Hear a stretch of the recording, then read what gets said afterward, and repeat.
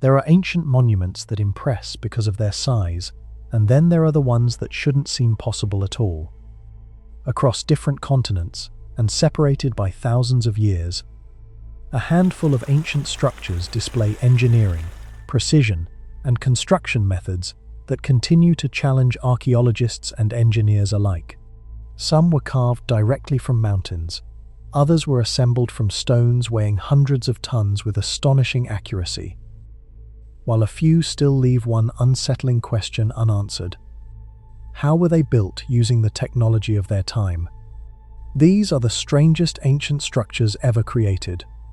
Monuments that blur the line between human ingenuity and historical mystery.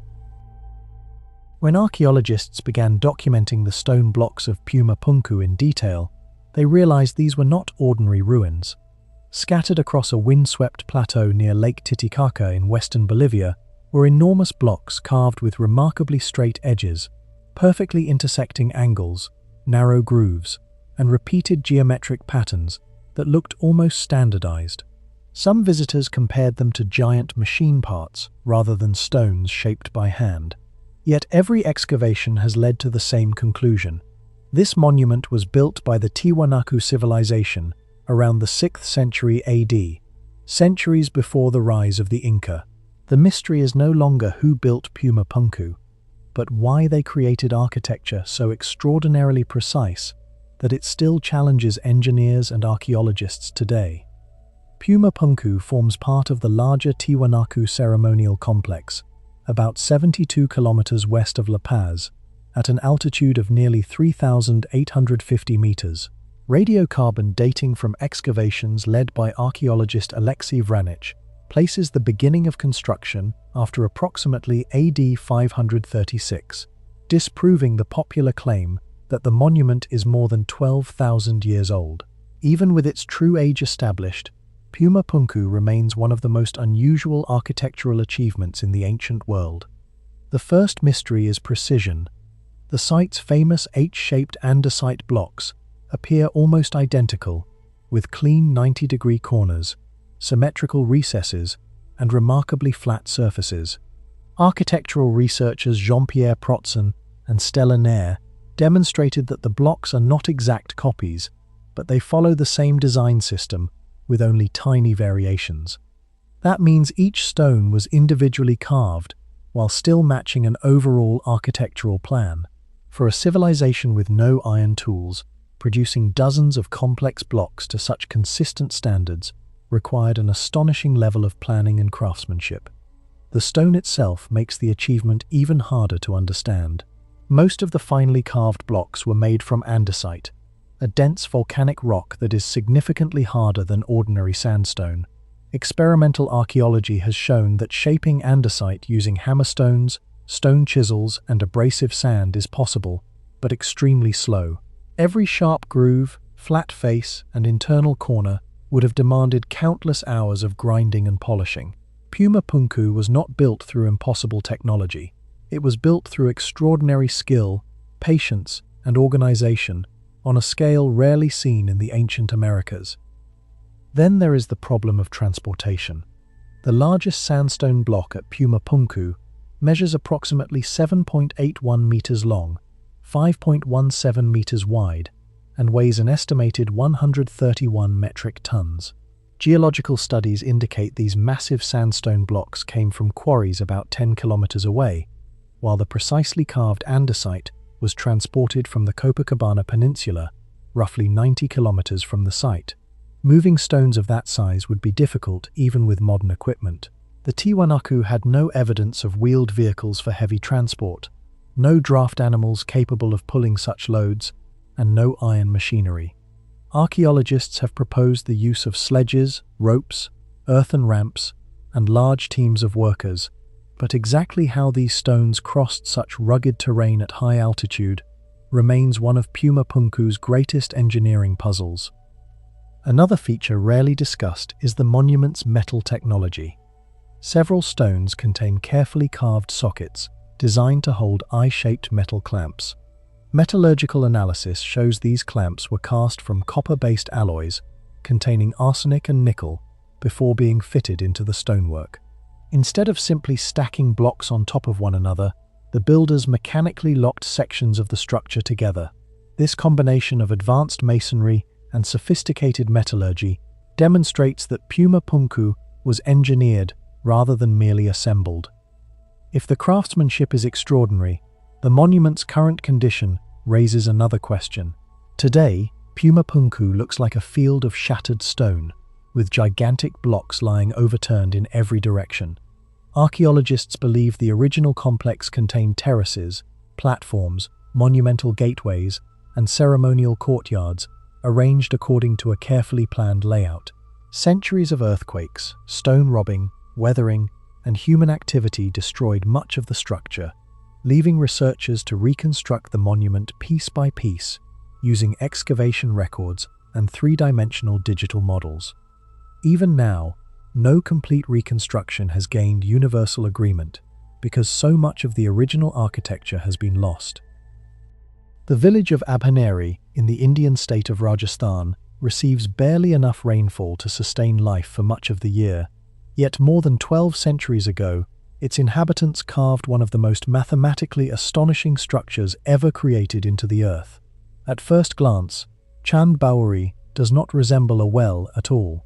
Seen from above, it looks like an impossible geometric illusion, a vast inverted pyramid composed of approximately 3,500 perfectly aligned stone steps, cascading 13 levels toward a small pool of water nearly 30 meters below the surface.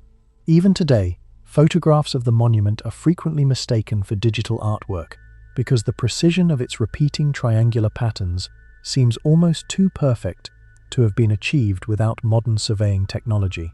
Unlike many famous ancient monuments that impress through sheer size, Chand Baori is extraordinary because almost every visible surface is a staircase, raising an obvious question: why would an ancient civilization construct thousands of perfectly proportioned steps simply to reach water? The monument was built in Abhaneri, around 95 kilometers east of Jaipur, and is generally dated to the late 8th or early 9th century, during the rule of the Nikumba Rajputs, although no surviving inscription records its exact construction. Archaeologists instead rely on comparisons with nearby temples, sculptural styles, and architectural details to date the structure. Art historians including Cynthia Packard Atherton and Michael W. Meister have placed the complex around approximately AD 800 to 825, making it one of the oldest surviving monumental stepwells in India. The absence of dedicatory inscriptions is itself unusual because many major temples of the same period recorded their patrons, leaving Chand Baori without a definitive written account of who ordered its construction or how long the project required. Its strange appearance was not created for decoration, but for survival. Rajasthan has long been one of India's driest regions, where groundwater levels fluctuate dramatically between the monsoon and the prolonged dry season. Instead of digging a vertical shaft that became useless whenever water levels dropped, the builders excavated a massive square reservoir and surrounded it with thousands of narrow steps. No matter how far the water receded, people could continue descending until they reached it. This solved a practical problem that ordinary wells could not. Yet practicality alone does not explain why the staircases were arranged with such obsessive symmetry. 3 sides of the structure are entirely covered by double flights of stairs intersecting at sharp angles, while the 4th side contains pillared galleries, pavilions, and chambers overlooking the reservoir. The result is an enormous geometric composition that transforms an engineering solution into one of the most visually striking architectural designs of the ancient world. The geometry remains the monument's greatest mystery. Chand Baori contains roughly 3,500 steps, arranged across 13 stories, each landing connecting to another network of staircases that repeat almost endlessly toward the bottom. Rather than using a single staircase, the builders divided movement into hundreds of interconnected routes. This allowed many people to descend and climb simultaneously without creating bottlenecks, an elegant solution for a community that depended on a shared water source. At the same time, the repeating triangular forms distribute structural loads across the retaining walls, while reducing erosion from thousands of footsteps over centuries. Modern architectural researchers have noted that the design creates an optical illusion in which the stairways appear to shift position depending on the viewing angle, making it surprisingly difficult for the human eye to judge depth or distinguish individual paths. The monument therefore appears almost alive, changing visually as sunlight moves across its surfaces throughout the day. Another remarkable feature is its natural climate control. Temperatures in Rajasthan regularly exceed 40 degrees Celsius during summer, but measurements and historical descriptions consistently note that the air near the bottom of Chand Baori remains approximately 5 to 6 degrees Celsius cooler than the surface. The depth of the well, the thick stone walls, constant shade and evaporation from stored groundwater create a naturally cooled environment. Long before mechanical air conditioning existed, local residents could descend into the stepwell to escape the intense desert heat. Historical studies describe Chand Baori not merely as infrastructure, but as an important communal gathering place, where travelers rested, merchants met, and local ceremonies took place in relative comfort beneath the surrounding galleries. The monument also formed part of a larger sacred landscape rather than existing as an isolated engineering project. Immediately beside the stepwell stands the Harshat Mata Temple, dedicated to the goddess associated with joy and prosperity. Archaeological evidence suggests that the well was likely completed before the present temple complex, with both becoming integrated into a single religious center during the early medieval period. Pilgrims are believed to have washed before entering the temple, transforming the reservoir into both a practical water source and a ritual space. Numerous sculptural fragments recovered around the site, many now preserved by the Archaeological Survey of India, indicate that the complex originally contained elaborate carvings and shrines, many of which were damaged or destroyed during later invasions and centuries of reuse. The Kondana Caves are strange for one simple reason. Almost everything you see was created by removing rock instead of stacking it. More than 2,000 years ago, Buddhist craftsmen stood before a vertical wall of basalt in the Western Ghats of present-day Maharashtra, India, and decided not to build a temple on the mountain, but inside it. Every hall, every pillar, every doorway, and every monk's chamber had to be carved directly into solid volcanic stone. One mistake could ruin months of work because there was no way to replace a broken block.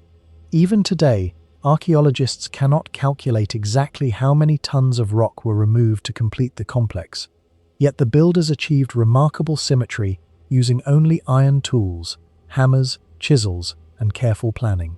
The caves are located near the old trade route, leading through the Bar Ghat Pass, approximately 16 kilometers northwest of Kailasa Caves and around 33 kilometers north of Lonavala, placing them in one of the busiest commercial corridors of ancient Western India.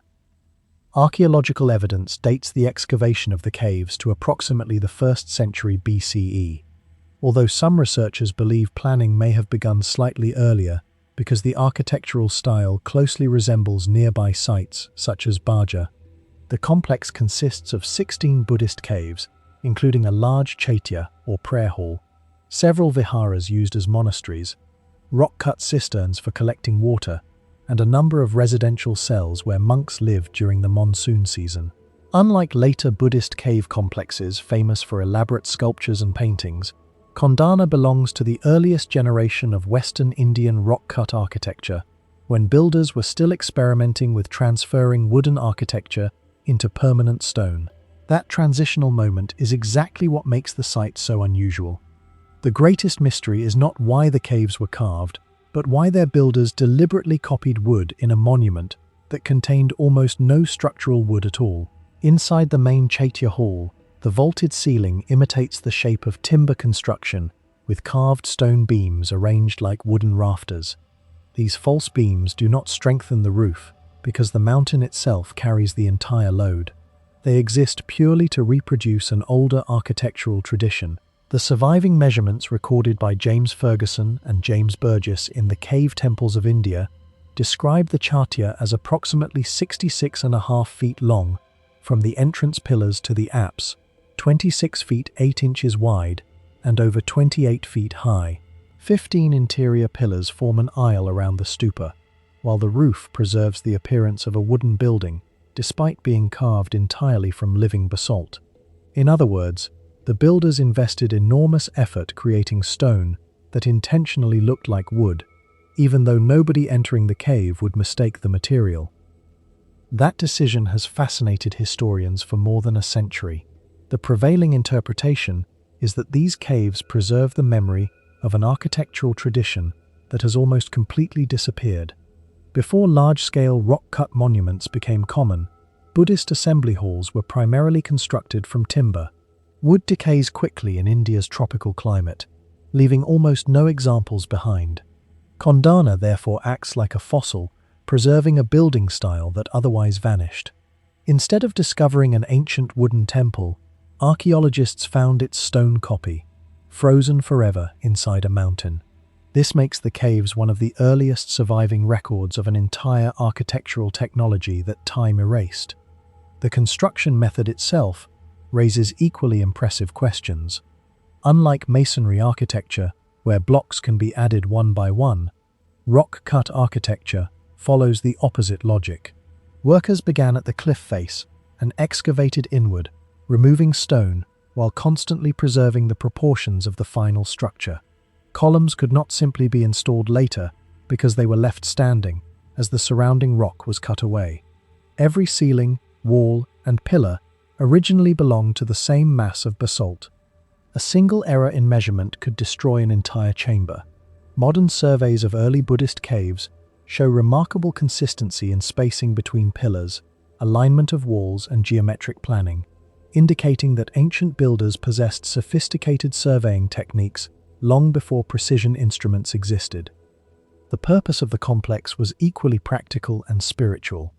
The Chaitya Hall served as a communal place of worship, centered on a stupa, while the surrounding viharas provided living quarters for monks, especially during the annual rainy season, when travel became difficult. Their location was carefully chosen rather than isolated by accident. The caves overlook an ancient trade corridor, linking ports on the Konkan coast with settlements across the Deccan Plateau. Merchants traveling through the mountains frequently supported Buddhist monasteries with donations, receiving shelter, water, and religious merit in return. The only surviving inscription at Kondana, carved on the front of the Chatya, records one such donation, providing direct archaeological evidence that the monastery depended upon patronage rather than royal conquest or military power.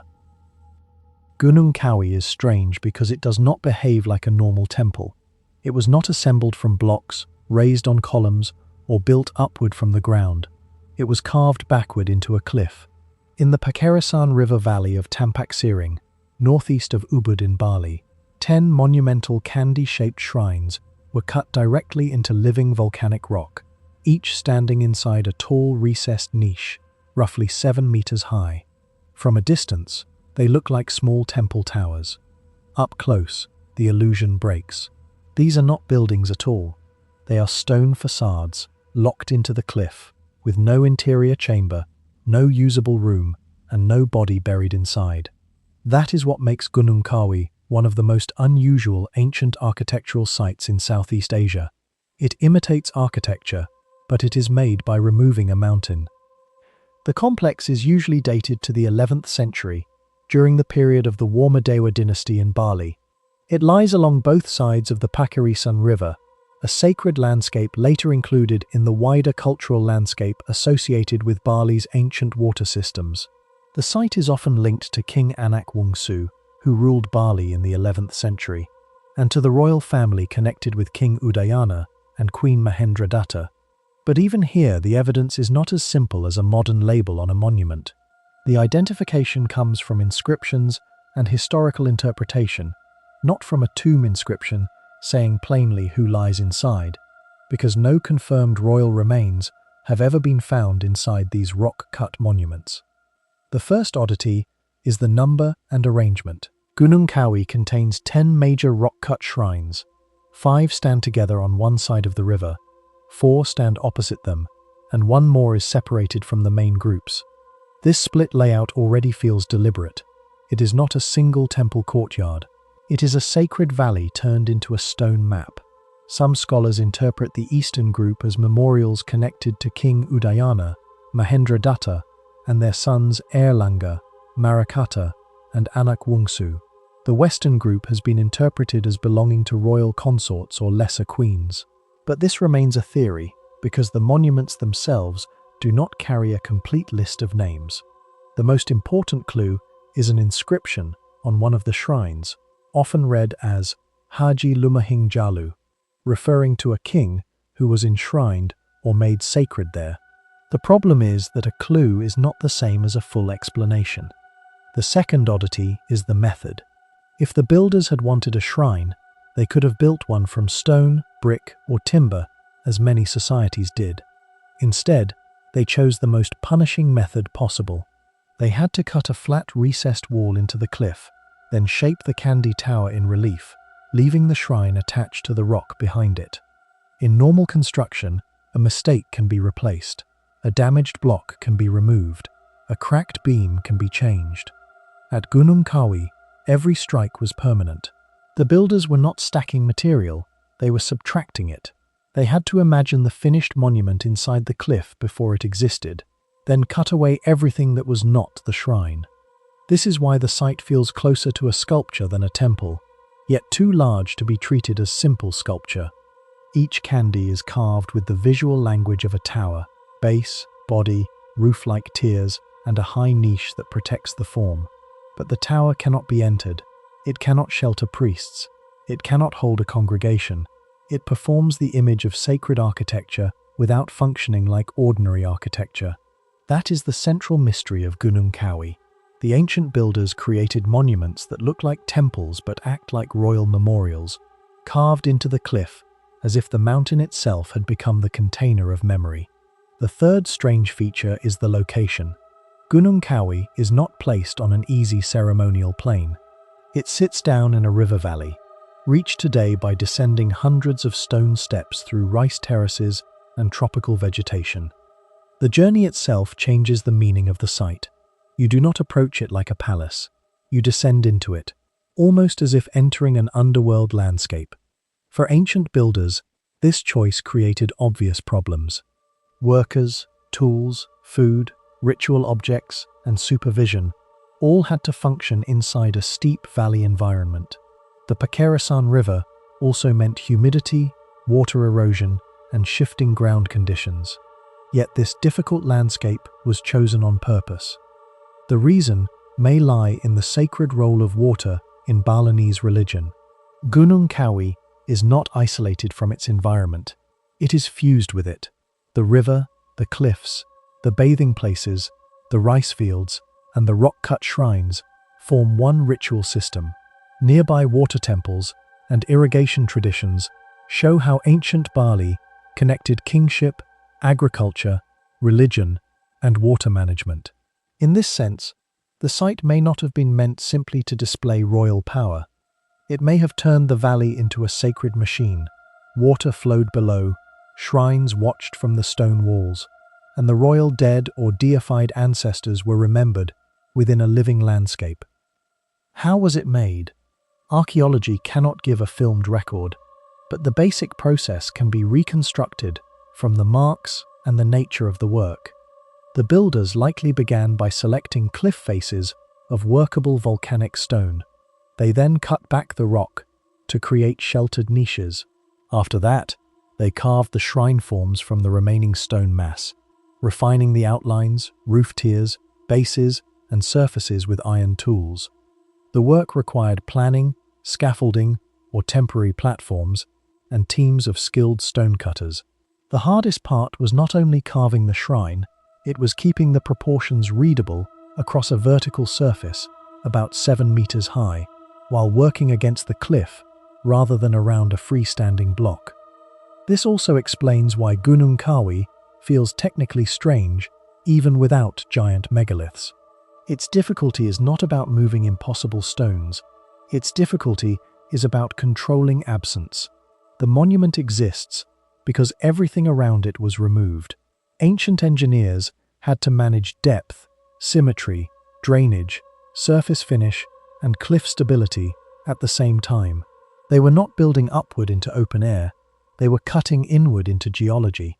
That makes Gunung Kawi part of a rare architectural tradition where landscape is not the background of the monument. Landscape is the raw material. What was it built for? The safest answer is that Gunung Kawi was a royal memorial and sacred complex, probably connected to ancestor worship and the deification of Balinese rulers. Many descriptions call it a funerary complex, but that phrase can mislead modern viewers. It does not mean archaeologists found royal bodies sealed inside the candi. In fact, the lack of interior burial chambers is one of the site's most important details. These shrines appear to be symbolic tombs or memorial monuments, not graves in the ordinary sense. They may have served as places where the royal dead were ritually honored as divine or semi-divine beings. Shunet El Zebib is what happens when a building looks too primitive to matter, then turns out to be one of the missing links behind the pyramids. No polished stone, no golden chambers, no giant statues, just a vast rectangle of mud brick standing in the desert of Abydos, Upper Egypt. But that is exactly what makes it disturbing. This was not a village wall or a storage yard. It was a royal monument built around 2700 BCE for King Kasekemwi, the last ruler of Egypt's second dynasty. It came before Djoser's step pyramid at Saqqara, before the Pyramid Age truly began, and yet it already contained many of the ideas that would later define Egyptian royal architecture. The strange part is simple. Almost 5,000 years ago, before Egypt had fully entered its stone-building era, someone built a massive ceremonial enclosure from mud, and parts of it are still standing. The first shock is the material. Shunet El Zebib was made almost entirely from sun-dried mud bricks, the most fragile-sounding building material imaginable when compared with limestone or granite. Yet researchers estimate that roughly 9 million bricks were used in its construction. Its outer enclosure measures about 137 meters by 77 meters, covering more than 10,000 square meters. The surviving walls still rise in places to about 11 or 12 meters, with a thickness of roughly 5 meters. In other words, this was not a symbolic little shrine. It was an engineered mass of earth, labor, geometry, and ritual, built at a scale that should make us rethink how advanced Egypt's earliest state already was. What makes the structure even weirder is that it pretends to be a fortress, but probably was not one. From a distance, Shunet El Zebib looks defensive. Huge walls, controlled entrances, a sealed rectangular plan. For centuries, that is how people understood it. Even its modern Arabic name, often translated as storehouse of raisins, shows how completely its original purpose had been forgotten. But when archaeologists studied the layout, the fortress idea began to fall apart. The walls were not plain military barriers, they were covered with recessed niches and projecting sections, a design known as palace facade architecture. This pattern was difficult to build and visually dramatic, but it was not the most efficient way to stop an enemy. It was architecture as royal theatre. That palace facade design is one of the strangest details of the entire monument. The outer walls were shaped with repeated recesses, almost like a giant mud brick version of a royal palace front. The point was not defense, it was meaning. In early Egypt, this style was connected with kingship, divine authority, and the visual language of power. Shunet El Zebib was therefore not just enclosing space, it was turning mud into a political statement. The building announced that Kasekemwi was not merely dead, but still present, still royal, still surrounded by the architecture of command. The second strange feature is the emptiness inside. A monument this large should feel crowded with buildings, chambers, corridors, and hidden rooms. Instead, the center of Shunet El Zebib was mostly an open court. That emptiness is not a weakness in the story, it is the mystery. Archaeologists believe the enclosure was used for royal funerary rituals, connected with Kasekemwi's afterlife cult. It may have held temporary structures, offerings, processions, or ceremonies that left little permanent trace. This makes the building harder to interpret because its most important actions may have happened in open space, not inside stone chambers. The monument was not built to store treasure. It was built to stage royal eternity. Its location strengthens that interpretation. Shunet El Zebib stands near Abydos, one of ancient Egypt's most sacred royal landscapes, close to the early royal tombs at El Kab. Khasekhemwy's actual tomb was not inside the enclosure. That separation is crucial. The dead king's body was buried elsewhere, while this huge mud brick complex appears to have functioned as a separate ritual zone. Later pyramid complexes would use a similar logic: burial, temple, courtyard, enclosure, procession, and symbolic architecture, all working together as one royal machine. Shunet El Zebib shows that this system was already being invented before the first true pyramid rose. The construction itself also raises serious questions. To make roughly 9 million mud bricks, workers needed clay-rich soil, water, straw, or organic temper, molds, drying space, transport routes, and coordinated labor. Each brick had to be shaped, dried under the sun, moved, stacked, and bonded into walls thick enough to survive wind, rain, heat, and time. Mud brick is vulnerable if neglected, yet the monument lasted because of its mass, its dry desert setting, and the sheer thickness of its walls. Its survival is not magic. It is the result of ancient engineering pushed to an extreme scale. Then comes the most important part. Shunet El Zebib may be the architectural step before the step pyramid. Only a generation later, Djoser's complex at Saqqara transformed royal architecture forever, replacing mud brick traditions with stone. But the resemblance is difficult to ignore. Both complexes use monumental enclosure walls. Both use palace facade decoration. Both create controlled ceremonial space around the king. The difference is that Djoser's architects translated an older mud brick language into stone. That is why Shunet El Zebib matters so much. It suggests the pyramid age did not appear suddenly. It evolved from experiments like this, from a gigantic mud enclosure at Abydos that tested ideas before Egypt made them permanent. Excavations have also revealed that the monument was not a random ruin, but part of a much larger sacred landscape. Near Shunet El Zebib, archaeologists found early royal boat burials at Abydos, dating to the same broad period of Egypt's early dynasties. These boats were not practical river transport left behind by accident. They were ritual objects connected with royal power, movement, and the afterlife. Their presence shows that Abydos was already a place where kingship, death, journey, and cosmic symbolism were being joined together long before the famous solar boats of the Old Kingdom. When archaeologists first tried to understand Kailasa Temple, they encountered a problem that should not have existed.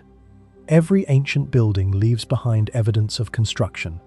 There are foundation trenches, discarded stone blocks, unfinished walls, or signs showing how one section was added to another over time. Kailasa has almost none of that. Instead, researchers found a complete temple standing free inside a courtyard, surrounded by sheer rock walls on every side. The more they examined it, the stranger the evidence became. There were no joints between blocks, because there were no blocks at all. The entire monument, from its towering gateway to its sculpted elephants, staircases, bridges, columns, and central shrine, had been carved from a single mass of volcanic basalt. It was not built on the mountain, it had been cut out of the mountain itself. Located at Cave 16 of the Ellora Caves in Maharashtra, Western India, Kailasa Temple is widely recognized as the largest monolithic rock-cut temple ever created. The Ellora complex contains 34 Buddhist, Hindu, and Jain monuments, excavated over several centuries, and was designated a UNESCO World Heritage Site in 1983. Yet among every structure at Ellora, Kailasa stands completely apart, because its construction method has almost no parallel anywhere in the ancient world. Rather than excavating horizontally into a cliff like the surrounding caves, its builders removed the mountain from above, carving downward until an entire temple complex emerged.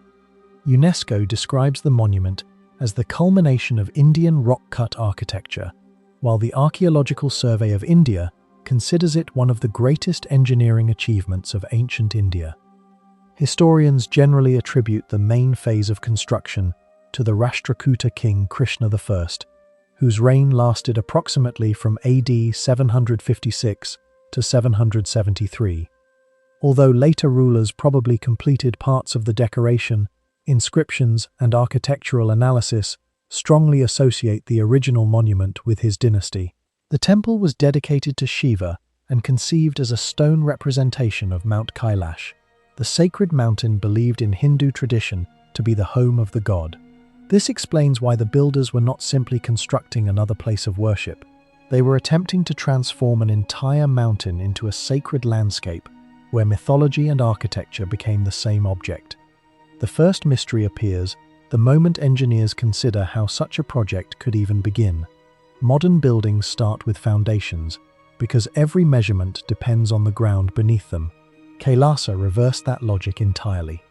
Workers began at the highest point of the future monument and carved downward for decades. That meant the roof was finished before the floor existed, upper towers before lower halls, and decorative elements before the surrounding mountain had even disappeared. Every measurement had to be correct from the very first day because nothing could be rebuilt later. Unlike masonry architecture, where damaged stones can simply be replaced, Kailasa existed as one uninterrupted block of basalt. One incorrect cut would permanently destroy parts of the future temple. Its scale only makes this engineering puzzle more extraordinary. The open courtyard measures roughly 82 meters in length and 46 meters across, while the central sanctuary rises approximately 32.6 meters above the courtyard floor. Geological and archaeological estimates suggest that at least 200,000 tons of solid basalt were removed to create the finished monument, with several engineering studies proposing even higher figures.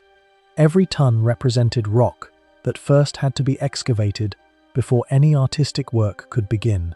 Yet archaeologists have never identified spoil deposits matching such an enormous excavation, leaving unanswered questions about how ancient workers transported and disposed of such a vast quantity of stone more than 12 centuries ago. The second mystery concerns planning. Before the first hammer struck the basalt, someone already had to know the exact location of every courtyard, staircase, corridor, bridge, column, shrine, and drainage channel hidden inside the mountain. None of these spaces could be discovered during construction because they had to be preserved from the beginning. Remove too much rock and a supporting column disappears forever. Leave too little and a hallway cannot exist. Shift the central axis by only a small margin and the entire temple loses its symmetry. The builders were effectively solving a three-dimensional engineering problem while most of the monument remained invisible inside solid stone. Archaeologists believe the craftsmen relied on iron chisels, hammers, wedges, and remarkably accurate surveying techniques, rather than any unknown technology. The evidence comes directly from unfinished surfaces, visible chisel marks, and comparisons with other Indian rock-cut monuments. What continues to puzzle specialists is not the tools themselves, but the organization behind them. Successfully coordinating thousands of sequential cuts without damaging the final design required a level of architectural planning rarely seen anywhere in the ancient world. Archaeologist M.K. Davalikar argued that the monument must have followed a comprehensive master plan established before excavation began, because later corrections would have been virtually impossible. The temple itself reveals why such planning mattered. Visitors first enter through a monumental gateway into an open courtyard carved entirely below the original ground level. Directly ahead stands the Nandi Mandapa, dedicated to Shiva's sacred bull, connected by a stone bridge to the main shrine. Around the platform, life-sized elephants appear to support the weight of the structure, while hundreds of sculptural panels depict scenes from the Ramayana, the Mahabharata, and the Puranas. One of the most famous reliefs shows Ravana attempting to lift Mount Kailash, as Shiva calmly presses the mountain back into place with a single foot. These sculptures were never attached afterward. Every figure had to remain hidden inside the mountain until surrounding rock was carefully removed, meaning artists often preserved statues years before they were finally revealed. Hegra is one of the few ancient cities where the greatest architectural achievement was not built upward, but carved inward. Rising from the sandstone desert of northwestern Saudi Arabia, around 300 kilometers north of Medina, this Nabatean city appears at first to resemble Petra, yet the closer archaeologists examined it, the stranger it became. Instead of finding a thriving metropolis surrounded by a cemetery, they discovered what was almost the opposite. More than 100 monumental tombs dominate the landscape, while very little of the residential city remains visible. UNESCO describes Hegra as the best-preserved southern settlement of the Nabatean kingdom, containing 111 monumental tombs, 94 of them decorated, together with an extensive hydraulic system that made life possible in one of Arabia's driest regions. The site was inscribed as Saudi Arabia's first UNESCO World Heritage Site in 2008. What makes Hegra so unusual is not simply that its monuments were carved into rock, but the extraordinary method by which they were created. Unlike temples or pyramids assembled block by block, every facade at Hegra was produced by removing thousands of tons of sandstone, until only the intended monument remained. Ancient masons worked from the top downward, carving the roofline first before gradually descending toward the entrance. This sequence prevented falling debris from destroying completed sections below, but it also meant that a single mistake made near the beginning could ruin the entire monument. Archaeologists still identify unfinished tombs where the process suddenly stopped, preserving the construction sequence exactly as the craftsman left it nearly 2,000 years ago. The most famous example is Qasr al-Farid, often translated as the Lonely Castle. Standing completely isolated in the desert, its facade rises more than 20 meters above the sand. The upper portion displays finely carved Nabatean capitals, pilasters, and decorative cornices, while the lower half remains rough and unfinished. It is not the result of erosion, but direct evidence that construction was abandoned before completion. No ancient text explains why. The owner may have died unexpectedly, political priorities may have changed, or skilled workers may simply have been diverted elsewhere. Whatever the reason, the monument became an accidental record of Nabatean engineering, allowing modern archaeologists to reconstruct exactly how these enormous tombs were produced. The purpose of these structures also makes Hegra remarkably different from most ancient cities. They were not palaces, temples, or public buildings designed for everyday life.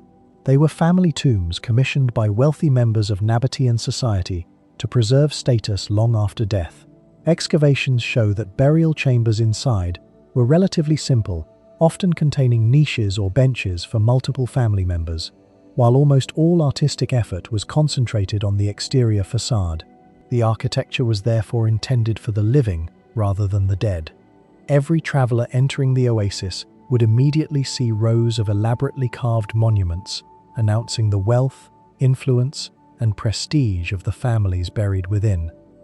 Another feature that separates Hegra from nearly every other Nabatean site is the remarkable number of surviving inscriptions. Many tomb entrances contain legal texts carved directly above the doorway rather than religious prayers. Written in the Nabatean script, a late form of Aramaic that later influenced the development of Arabic writing, these inscriptions identify the owner, specify who was permitted to use the tomb, prohibit unauthorized burials, and sometimes threaten financial or religious penalties against anyone violating those rights. Instead of mysterious symbols, the monuments functioned almost like legal contracts permanently engraved into stone. This unusual combination of architecture, law, and social identity has allowed historians to reconstruct family relationships, professions, and even the administrative structure of the Nabatean community. The engineering required to sustain Hegra is equally surprising. Although the region receives very little annual rainfall, archaeologists have documented more than 130 wells across the oasis. many reaching groundwater roughly 20 meters below the surface. The Nabateans combined these wells with reservoirs and carefully managed water channels that captured seasonal runoff before it disappeared into the desert. Without this hydraulic system, neither agriculture nor permanent settlement would have been possible. UNESCO identifies these water installations as evidence that Hegra's architectural achievement extended far beyond its famous rock-cut monuments. Hegra also reveals how the Nabateans absorbed ideas from several civilizations while creating an architectural identity of their own. Decorative elements inspired by Egyptian cavetto cornices, Hellenistic columns, Assyrian motifs, and local Arabian traditions appear together on the same facades, reflecting the city's position along the ancient incense trade routes linking southern Arabia with the Mediterranean. After the Roman annexation of the Nabatean kingdom in AD 106, some monuments even acquired Latin inscriptions and Roman decorative details, yet the distinctive Nabatean style continued to dominate the landscape. Perhaps the greatest mystery is not how these monuments survived, but why they remained almost untouched for so long. After trade routes shifted, Hegra gradually lost its importance and was eventually abandoned. The dry desert climate, the absence of later urban development, and local traditions discouraging settlement around the ancient necropolis preserved the monuments with extraordinary clarity. Chisel marks left by Nabatean craftsmen remain visible on unfinished surfaces, allowing modern researchers to examine details that would have disappeared almost anywhere else. Hegra ultimately challenges one of our basic assumptions about ancient architecture. Most civilizations measured greatness by the cities they built for the living. The Nabateans invested their greatest craftsmanship in monuments dedicated to the dead, carving entire mountains into lasting symbols of memory, law, and social prestige. That paradox is precisely what makes Hegra one of the strangest architectural landscapes ever created in the ancient world, where the cemetery became far grander than the city it was built to serve. Arslantepe does not astonish archaeologists because of impossible megaliths or stones weighing hundreds of tons. Instead, it is considered one of the strangest ancient architectural sites because it represents the moment when architecture ceased to be a place simply to live or worship and became a machine for governing society. Located on a 30-meter-high archaeological mound in the Malatya plain of eastern Turkey, about 15 kilometers west of the Euphrates River, Arslantepe preserves more than 6,000 years of occupation. Yet the phase that transformed our understanding of early civilization dates to approximately 300–3000 BC, when an enormous mud brick palace complex appeared, centuries before Egypt's pyramids, and at a time when writing had barely begun to emerge in Mesopotamia. UNESCO recognized the site's global significance in 2021 because it preserves one of the earliest known examples of a centralized state, a bureaucratic administration, and monumental public architecture designed to exercise political power rather than simply provide shelter. The greatest mystery surrounding Arslantepe is not how its builders stacked bricks, but why people invested such extraordinary effort into constructing a building whose primary purpose was administration and social control. Archaeologists led by Professor Marcella Frangipane of Sapienza University of Rome have excavated the site continuously for decades, revealing a palace unlike anything previously known from this period. Instead of massive defensive walls or religious monuments dominating the settlement, they uncovered a carefully organized architectural complex consisting of ceremonial halls, reception areas, storage rooms, courtyards, narrow corridors, and controlled entrances. Every section appears deliberately planned to regulate movement. Visitors entering the complex could not simply walk into the central spaces. They were forced through long, restricted passageways before reaching larger ceremonial chambers, an architectural arrangement that many researchers interpret as an intentional display of authority. Rather than protecting inhabitants from enemies, the building itself controlled how ordinary people approached those in power, making architecture an instrument of politics thousands of years before classical empires existed. This concept has become one of the strongest archaeological arguments that Arslantepe represents the birth of institutional government. Equally remarkable is how this immense complex was constructed without stone.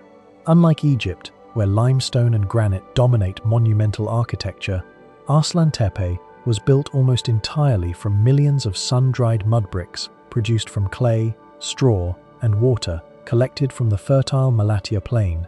Mud brick may sound fragile today, yet when laid upon thick foundations, protected by plaster and maintained regularly, it could support surprisingly large public buildings. Excavations show that many walls were coated with fine white plaster before being decorated with striking red and black geometric paintings. The visual effect would have been dramatic. Anyone approaching the palace more than 5,000 years ago would have entered brightly colored ceremonial spaces rather than dull earthen structures. This level of architectural planning demonstrates that aesthetics, ritual, and political symbolism had already become inseparable long before the monumental temples of later civilizations dominated the ancient Near East. Perhaps the most extraordinary aspect of Arslantepe is that the palace functioned as an economic engine rather than merely a royal residence. Excavators uncovered large storerooms containing dozens of enormous storage jars, known as pithoi, together with hundreds of smaller vessels and approximately 150 clay ceilings bearing administrative impressions. Many ceilings had fallen directly from containers they once secured, proving that officials systematically controlled goods entering and leaving the complex. Archaeologists also recovered hundreds of mass-produced bowls believed to have been used for distributing food rations to workers or dependents. These discoveries suggest that grain, oil, and other agricultural products were collected, recorded, sealed, stored, and redistributed through a centralized authority. In other words, Arslantepe possessed a functioning bureaucratic economy centuries before writing became widespread in Anatolia. The architecture itself was designed to support taxation, storage, accounting, and redistribution, making it one of humanity's earliest administrative headquarters rather than simply another ancient palace. The site became even more astonishing during excavations in the early 1980s, when Marcella Frangipane's team discovered a cache of 9 arsenical copper weapons inside one of the palace buildings. 3 are generally classified as short swords, while the remaining examples are long daggers measuring between approximately 45 and 60 centimeters. Several were decorated with silver inlays, an extraordinary luxury for the late 4th millennium BC. Metallurgical analyses showed that most consisted primarily of copper alloyed with roughly 3% arsenic, producing harder blades than pure copper. Their archaeological context is just as significant as the weapons themselves. They were not recovered from a battlefield or burial, but from the palace complex, suggesting they belonged to an elite closely associated with political authority. UNESCO specifically highlights these objects as the earliest swords currently known in the world and interprets them as evidence for the emergence of organized warfare under centralized political leadership. The architecture and the weapons therefore tell the same story. The first state institutions were developing alongside the first elite military power. Another reason Arslantepe remains so unusual is that its monumental architecture appeared astonishingly early. The palace flourished during the late Chalcolithic period, before the great royal cities of Egypt had reached their famous monumental form, and centuries before the construction of Stonehenge in Britain. Archaeological evidence indicates that while many surrounding communities still consisted primarily of domestic mud brick houses, Arslantepe already possessed specialized public buildings devoted to administration, ritual, and economic management. Professor Frangipane has argued that the complex represents one of the earliest palace-like institutions ever identified, where religious authority, economic control, and political leadership merged within a single architectural system. Rather than evolving gradually from larger houses, the complex appears as a deliberate experiment in creating an entirely new kind of public institution. The strangest thing about Chan Chan is that it was not designed to welcome people into a city, but to slow them down, redirect them, confuse them, and decide exactly how far each person was allowed to go. On the northern coast of Peru, about 5 kilometers west of modern Trujillo, the Chimu built the largest adobe city in the Americas, a capital that once covered nearly 20 square kilometers, with a monumental center of roughly 6 square kilometers. From the outside, it looked like an impossible city of mud rising out of the desert. But inside, Chan behaved less like a normal urban settlement and more like a controlled maze of walls, sealed compounds, ritual spaces, storage rooms, water reservoirs, and royal enclosures. This is why Chan feels so different from the famous stone monuments of the ancient world. The Egyptians made pyramids that dominate the horizon. The Inca locked huge stones together with terrifying precision. The Chimu did something quieter and stranger. They built power out of earth. Almost everything here was made from adobe, clay-rich soil, sand, water, and plant fibers shaped into bricks, dried under the sun, stacked into massive walls, and covered with smooth plaster. In a wetter climate, a city like this would have dissolved. But Peru's northern coastal desert gave the Chimu the one condition they needed most: dryness. That is the only reason such a fragile material could become the skeleton of an imperial capital. Chan flourished between about AD 900 and 1470, before the Chimu kingdom was conquered by the Inca ruler Topa Inca Yupanqui. UNESCO listed the site as a World Heritage Site in 1986, and also placed it on the list of World Heritage in Danger, because the same material that made the city possible now makes it extremely vulnerable to El Niño rains, erosion, and climate damage. The city is not mysterious because nobody knows who built it. The mystery is why a civilization powerful enough to dominate the north coast of Peru chose to build its greatest capital as a gigantic enclosed system where architecture controlled movement more aggressively than almost any ancient city of its time. The core of Chan was made of huge walled compounds known as ciudadelas. UNESCO identifies 9 major ciudadelas, each functioning as a royal and administrative complex, rather than an ordinary neighborhood. Their walls could rise roughly 9 to 12 meters high, and many of these enclosures had very few entrances, sometimes only one main access point. Once someone entered, the path was not open or intuitive. Corridors bent sharply. Courtyards appeared and disappeared behind high walls. Storage areas were hidden behind restricted passages. Ceremonial spaces were separated from administrative rooms. A person could be inside a palace and still be nowhere near the place that mattered. That is the architectural oddity at the center of Chan. It was not built for freedom of movement, it was built for filtering. Every wall asked a question: who are you? Why are you here? And how close are you allowed to come? Archaeologists such as Michael E. Mosley and Kent C. Day studied Chan's palace compounds and argued that their layout reflects a political system obsessed with controlled access. This was not random urban growth, it was planned restriction.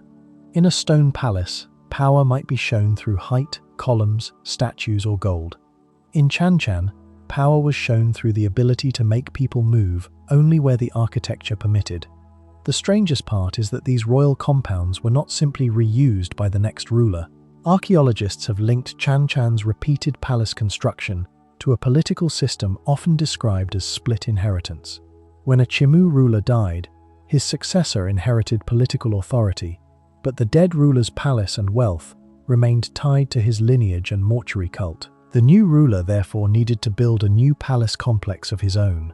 This explains why Chan contains multiple huge compounds with similar internal patterns, instead of one palace continuously repaired and expanded over generations.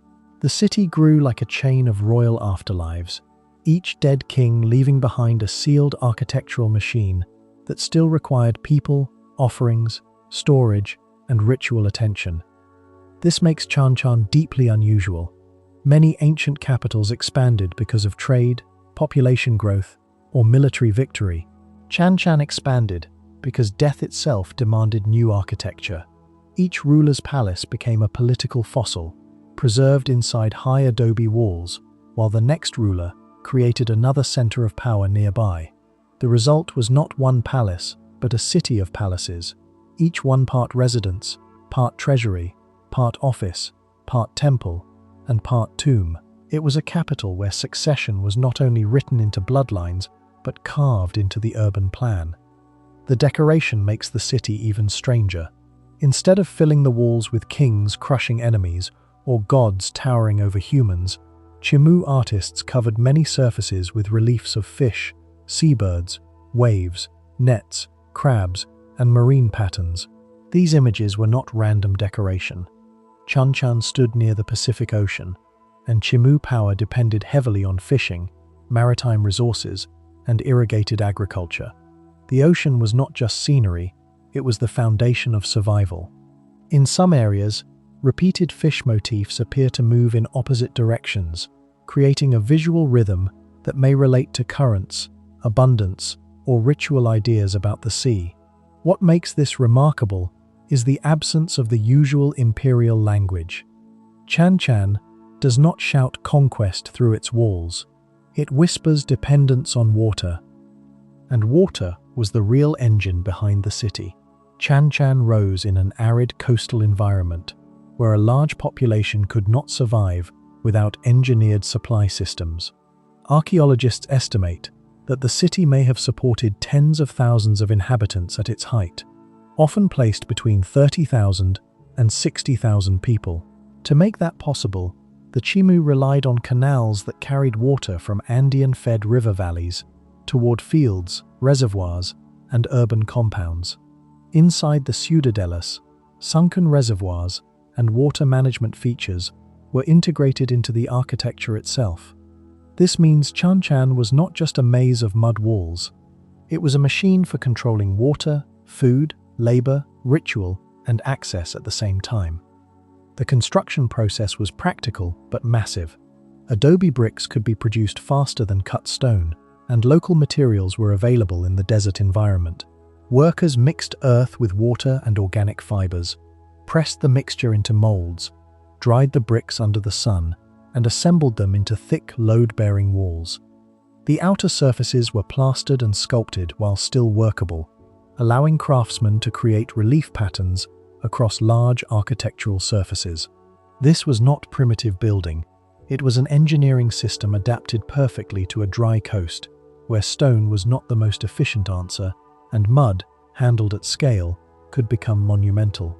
Yet Chanchan's brilliance also explains its vulnerability. Adobe can endure for centuries in dryness, but heavy rain attacks it directly.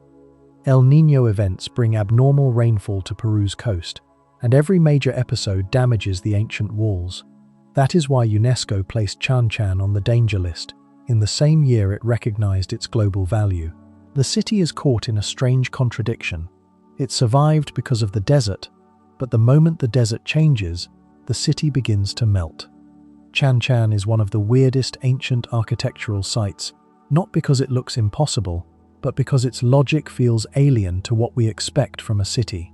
It was a capital that behaved like a maze, a palace system that multiplied after each ruler's death, an empire built not from stone, but from sun-dried earth, and a political machine decorated not with war scenes, but with the language of the sea. More than 5 centuries after the Chimu were absorbed by the Inca, the walls of Chanchan still show a civilization that understood something unsettling. Architecture does not only shelter people, it can guide them, limit them, rank them, remember the dead, and turn an entire city into a map of power. Nan Madol does not look like a city that should exist. Rising from a shallow lagoon on the eastern shore of Pohnpei, in the Federated States of Micronesia, it is a labyrinth of nearly 100 artificial islets connected by narrow canals, earning it the nickname, the Venice of the Pacific. Yet unlike Venice, whose buildings stand on timber piles, Nan Madol was built almost entirely from enormous volcanic stone. Archaeologists estimate that construction began around the 12th century under the Sodler dynasty and continued for several centuries until roughly the early 17th century, when the kingdom collapsed following the conquest of Pohnpei by the warrior Isokelekel, according to local tradition. Today, the ruins cover approximately 18 square kilometers of reef flats and tidal channels, making them one of the most extraordinary architectural achievements in Oceania. In 2016, UNESCO recognized Nan Madol as a World Heritage Site, describing it as a ceremonial center unlike any other in the Pacific. What makes Nan Madol so extraordinary is not simply its location, but the engineering challenge it presents. The city consists of about 92 to 99 man-made islets, created by filling shallow coral reefs with coral rubble and enclosing them within massive retaining walls. Those walls were built from thousands of prismatic basalt columns stacked horizontally in alternating directions, much like giant logs in a timber cabin. Individual basalt columns commonly weigh between 5 and 10 tons, while some of the largest are estimated to exceed 20 tons. The walls surrounding important compounds rise as high as 7 to 8 meters and are as much as 5 meters thick. No mortar binds the stones together. Their stability depends entirely on the careful interlocking of the basalt columns and the immense weight of the structure itself. Even after more than 700 years of tropical storms, earthquakes, saltwater exposure, and dense vegetation, many sections remain standing. The greatest mystery is how these stones reached the construction site. Geological studies indicate that the basalt originated from volcanic outcrops on the opposite side of Pohnpei, particularly around the Soques Mountains, several kilometers away across rugged terrain and open water. The builders had no metal tools, wheeled vehicles, cranes, or draft animals. Unlike ancient civilizations in Eurasia, there is no evidence that the people of Pohnpei used the wheel for transport. Every column first had to be quarried from volcanic cliffs, moved to the shoreline, transported across the sea, and then lifted into position on artificial islands built above coral reefs. Archaeologists have proposed that large wooden rafts, canoes, rollers, made from palm trunks and coordinated human labor, could have been used, but no direct archaeological evidence has confirmed exactly how the heaviest stones were transported or raised. This uncertainty has made Nan Madol one of the most debated construction projects in Pacific archaeology.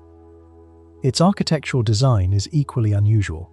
Instead of expanding outward like most ancient cities, Nan Madol was divided into enclosed compounds separated by canals that functioned as streets. Every district had a specific purpose. Some contained elite residences, others were reserved for food preparation, canoe landings, rituals, or administrative activities. The city's most impressive structure is Nandawas, the Royal Mortuary Complex. Surrounded by basalt walls reaching roughly 7.5 meters high and nearly 5 meters thick, it enclosed the tombs of Saudalur rulers within one of the strongest stone fortifications ever built in Oceania. The precision with which the basalt columns were stacked allowed builders to create stable corners, gateways, and enclosed courtyards without using arches or mortar, relying entirely on gravity and carefully balanced loads. Equally puzzling is the choice of location. Nan Madol was not constructed where fresh water or farmland existed. The artificial islands contain almost no natural soil suitable for agriculture, and there are no freshwater springs within the city itself. Food, drinking water, and construction materials all had to be transported from the main island by canoe. From a practical perspective, building a political capital in the middle of a lagoon appears remarkably inefficient. Most archaeologists therefore conclude that practicality was never the primary objective. Excavations led by researchers including William Ayres, Rufino Mauricio, and later investigations supported by the US National Park Service suggest that Nan Madol functioned primarily as the ceremonial and political heart of the Saudalur dynasty rather than as a densely populated urban settlement. Isolating the ruling elite on artificial islands may have reinforced social hierarchy, while also creating a sacred landscape separated from ordinary communities. The scale of labor required was enormous. Although population estimates vary, archaeological evidence suggests that Pohnpei never supported a population comparable to the great empires of Eurasia. Nevertheless, Its inhabitants succeeded in moving tens of thousands of basalt columns, weighing collectively hundreds of thousands of tons. Every retaining wall first required coral foundations to stabilize the reef, after which successive layers of basalt were carefully arranged in alternating directions to distribute weight. This method produced remarkably resilient walls, capable of resisting tidal movement without modern engineering calculations. The construction reflects a deep understanding of local geology, tidal cycles, and structural balance developed entirely through empirical knowledge.